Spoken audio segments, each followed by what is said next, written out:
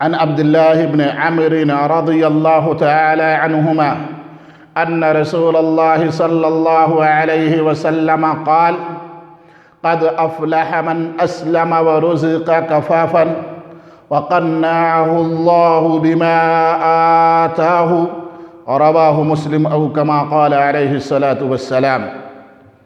یہ بھی حدیث بہت پیاری ہے، ویسے ساری ہی حدیثیں بڑی پیاری ہوتی ہیں۔ عبداللہ ابن عمرو رضی اللہ تعالی عنہما فرماتے ہیں کہ رسول اللہ صلی اللہ علیہ وسلم نے فرمایا، کامیاب ہو گیا وہ شخص، جو شخص مسلمان ہے، جو شخص مسلمان ہو گیا، جس نے اسلام دھرم کو پسند کر لیا۔ ہم آپ بھی مسلمان ہیں، صرف نئے لوگوں ہی کو مت سمجھنا جو غیر مسلم سے مسلمان ہوا ہے۔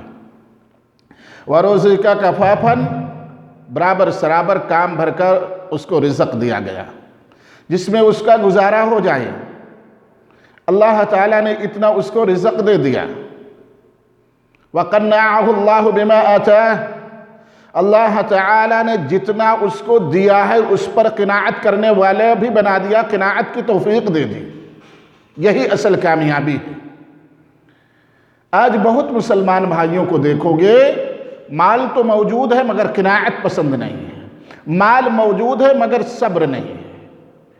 اللہ تعالیٰ اس مسلمان کو کامیاب کہتا ہے جس کے پاس مال کم بھی ہو لیکن قناعت کرنے والا ہے تو وہ کامیاب ہو گیا۔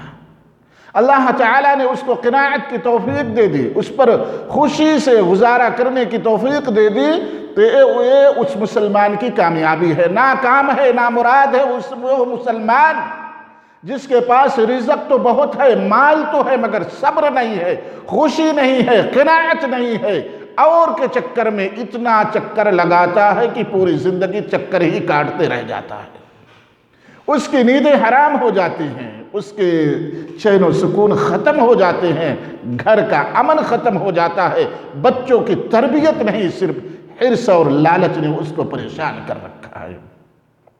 بہت سارے ایسے لوگوں کو آپ نے دیکھا ہوگا جن کے پاس مال تو ہے لیکن قناعت پسندی نہیں ہے، ان کے چہرے پر خوشی نہیں ہے، مال کا تکبر بھی ان کے اندر موجود، گھمنڈ بھی موجود، مال بھی موجود، لیکن خوشی موجود نہیں ہے، اور یہ اللہ تعالیٰ کی بہت بڑی نعمت ہے۔ امن موجود نہیں ہے جو اللہ تعالیٰ کی بہت بڑی نعمت ہے۔ اطمینان موجود نہیں، رات کو سکون سے نیند آتی نہیں، یہ اللہ تعالیٰ کی بہت بڑی نعمت ہے۔ گولیاں لینی پڑتی ہے تو نیند آتی ہے، کیونکہ ہمارے اندر قناعت پسندی نہیں، ہمارے اندر حرص اور لالچ آ گئی ہے۔ کیوں؟ اسی لیے کہ ہم نے دیکھا ایک آدمی کی موٹر سائیکل آ گئی، ایک آدمی نے گھر بنا لیا، اب ہمارے بھی ہونا چاہیے۔ اللہ تعالیٰ نے آپ کو جتنا دیا اس پر صبر کرو، قناعت کرو، اللہ سے دعا کرو، خوش رہو، شکر کرو، ہو سکتا ہے اللہ کبھی دے دے تو آپ بھی وہ چیز بنا لینا، وہ چیز خرید لینا۔ نہیں دیا ہے تو سوچ سوچ کر کے مت مرو۔ اور یہی لالچ اور یہی حرص ہوتی ہے جو بندے کو حرام کمائی، لوٹ مار، گھسوٹ سب پر آمادہ کر دیتے ہیں۔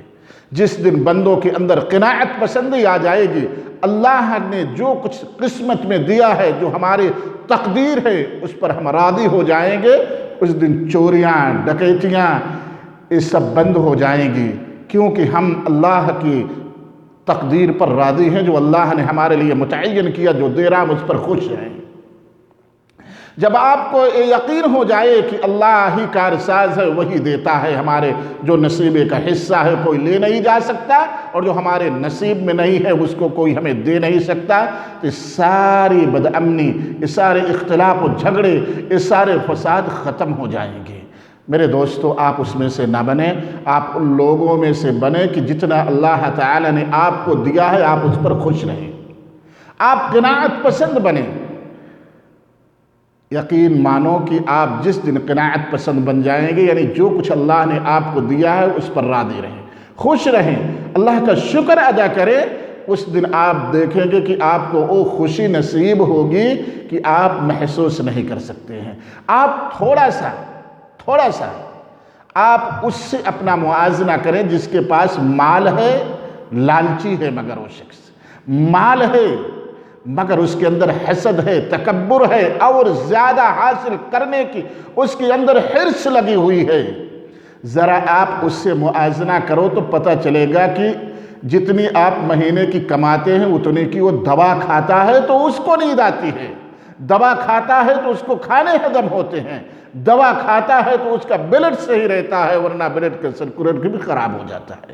میرے دوستو، آپ ایسا نہ بنیں، آپ اللہ کا شکر ادا کریں، جو کچھ اللہ نے آپ کو دیا ہے اسی پر قناعت کریں۔